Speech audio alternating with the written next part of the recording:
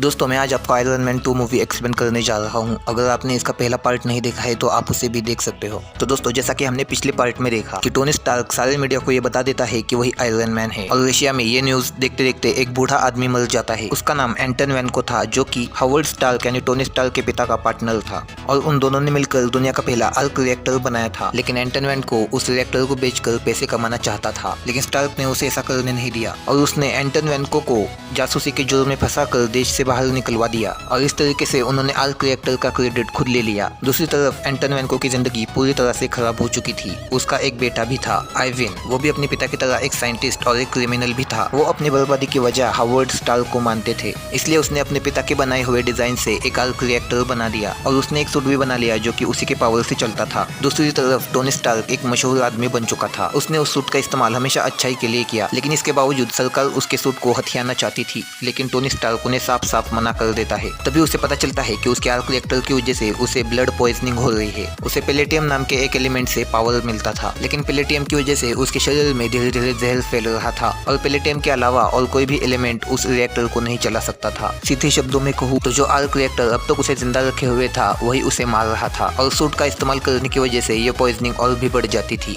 उसने इसके बारे में किसी को भी नहीं बताया था, लेकिन वो डिप्रेशन में चला गया था, इसलिए वो पेपर स्पॉट को कंपनी का नया मालिक बना देता है और खुद के लिए एक नई असिस्टेंट रख लेता है जिसका नाम था नताशा रोमनॉफ। एक दिन टोनी एक रेस में हिस्सा लेता है, लेकिन वहाँ आइवन वैनको अपना आर्मर पहन के पहुंच जाता है और वो टोनी पर हमला कर देता है। फिर टोनी अपना पोर्टेबल सूट पहनकर उसे पुलिस के हवाले कर देता है। बाद में जब टोनी उसे जेल में मिलने के लिए जाता है तब उसे असलियत का पता चल जाता है और डिप्रेशन की वजह से वो उसके रिएक्टर के अंदर की कमियां खामियां और उसे बनाने का तरीका बता देता है। दूसरी तरफ जस्टिन हैमर जो कि स्टार्क इंडस्ट्रीज का कॉम्पिटिटर था, वो आइवन वैनको के इस कारनामे से बहुत खुश हो गया था, जिसकी वजह से वो आइवन वैनको को जेल से छुड़वा लेता है और आइवन वैनको को मरा हुआ घोषित कर देता है। आइवन वैनको को वो अपनी कंपनी में ले आता है ताकि वो टोनी स्टार्क जैसा सूट बना सके और गवर्नमेंट को बेच सके। उधर टोनी अपने बर्थडे के दिन बहुत ज्यादा नशा कर लेता है और उसे रोकने के लिए उसका दोस्त रोडी उसका पुराना आर्मर पहन के वहाँ आ जाता है, जहाँ पर उन दोनों की छोटी सी लड़ाई भी होती है, जिसके आखिर में रोडी उसका आर्मर देके वहाँ से चला जाता है। टोनी ने उसके सूट्स के लिए पासवर्ड डाला था, लेकिन वो डिप्रेशन के चलते सारे पासवर्ड्स अनलॉक कर देता है। इसकी वजह से रोडी उसका आर्मर पहन सकता था।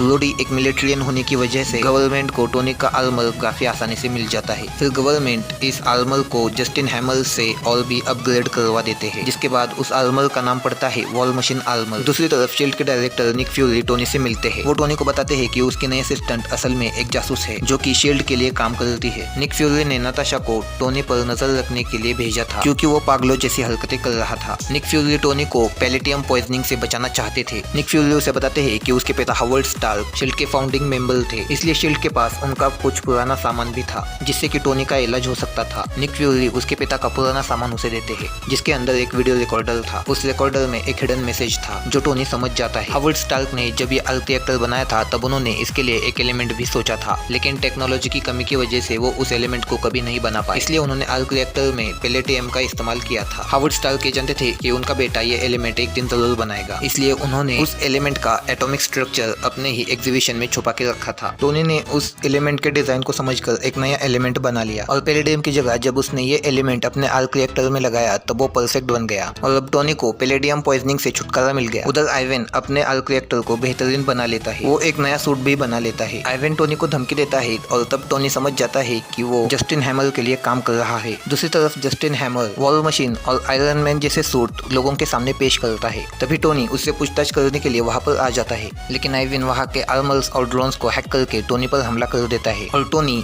उन आर्मर्स और ड्रोन्स को पब्लिक से दूर ले जाके उन्हें तबाह करने लगता है। इसी दौरान जस्टिन हैमर को भी अरेस्ट किया जाता है और नताशा रोमनॉफ यानी कि ब्लैक विडो वो आइवन को पकड़ने के लिए जस्टिन हैमर की इंडस्ट्री में चली जाती है, पर वो वहाँ से भाग जाता है। फिर नताशा किसी तरह से रोडी के आर्मर को रिसेट करके ठीक कर देती है। तो दूसरी तरफ टोनी और रोडी ये दोनों मिलकर आइवन का सामना करते हैं और आइवन हार जाता है। अब वो टोनी को मारने के लिए लास्ट ट्राई मारता है, जहाँ वो बचे हुए आर्मर्स और ड्रोन्स को तबाह कर देता है, जिसमें वो खुद भी मारा जाता है। अब कुछ दिन बाद निक फ्यूरी टोनी के पास आते हैं एवेंजर्स इनिशिएटिव के बारे में बात करने। वो उसे एवेंजर्स टीम में शामिल तो नहीं करते, लेकिन वो उसे एवेंजर्स टीम का सलाहकार बना देते हैं। पोस्ट क्रेडिट सीन के अंदर शील्ड के एजेंट फिल कोल्सन को मैक्सिको में स्पेस से आया एक अनजान हथौड़ा मिलता है और ये हथौड़ा होता है थॉर का, यानी इसके बाद हमें थॉर की कहानी दिखाई जाएगी और ये कहानी यहीं पर एंड हो जाती है। तो दोस्तों अगर आपको ये वीडियो पसंद आया हो तो चैनल को लाइक, कमेंट और सब्सक्राइब करना ना भूले।